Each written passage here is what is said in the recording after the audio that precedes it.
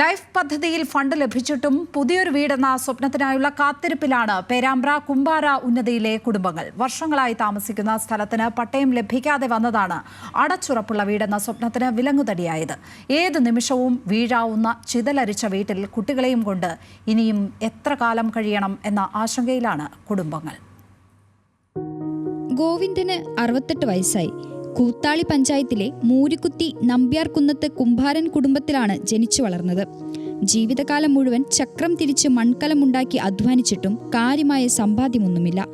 ജീവിതത്തിൽ ആകെയുള്ള സമ്പാദ്യം ഓടും ആസ്പെറ്റോസുമെല്ലാം ഇട്ട ചിതലരിച്ച് ഏതു നിമിഷവും വീഴാറായ വീട് മാത്രമാണ്. ലൈഫ് ഭവന പദ്ധതിയിൽ വീടിനുള്ള ഫണ്ട് ലഭിച്ചിട്ടും വീടെന്ന സ്വപ്നത്തിലേക്കുള്ള കാത്തിരിപ്പ് നീളുകയാണ്.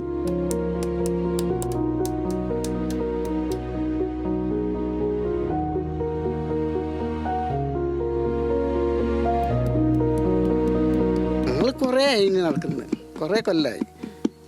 പിന്നെ വീണ്ടും മുന്നേ ഒരു കൂത്താളി ഒരാളുണ്ടായിരുന്നു. അയാൾ പറഞ്ഞ് എനിക്ക് പട്ടയം കിട്ടുന്നതാണ്. അങ്ങനെയാണ് ഞങ്ങൾ ഫസ്റ്റ് തന്നെ ഇപ്പോൾ കളക്ടർക്ക് കൊടുത്തത്. പിന്നെ ആടുന്ന് പിന്നെ ഒന്നും കിട്ടി, ഒന്നും ആയില്ല.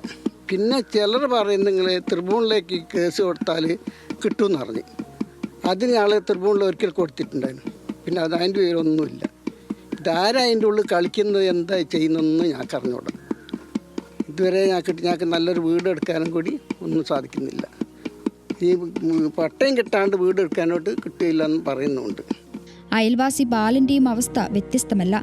വീടിനുള്ള ഫണ്ട് അനുവദിച്ചുവെങ്കിലും പട്ടയമില്ലെന്ന കാരണത്താൽ വീട് നിർമ്മിക്കാനാകുന്നില്ല. അവിടെ എങ്ങനെ താമസിക്കാനാണ്? മഴ പെയ്ത ചോരുന്നുണ്ട്, കിടന്നു പറയാൻ പറ്റുന്നില്ല. പിന്നെ ചെറിയ 2 പെൺകുട്ടികൾ വലുതാകുന്നുണ്ട്. അവർക്ക് ഒരു വീട് വേണ്ടേ? അത് ഒറ്റ ആക്കുന്നതൊക്കെ ഉള്ളൂ.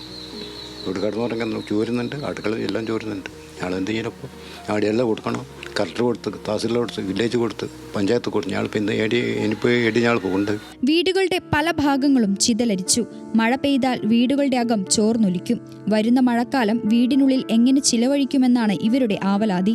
വീടെല്ലാം കൂടെ ഇപ്രാവശ്യത്തെ മഴയ്ക്കും ഞങ്ങൾക്ക് ഇവിടെ നിൽക്കാൻ യാതൊരു കഴിവുമില്ല.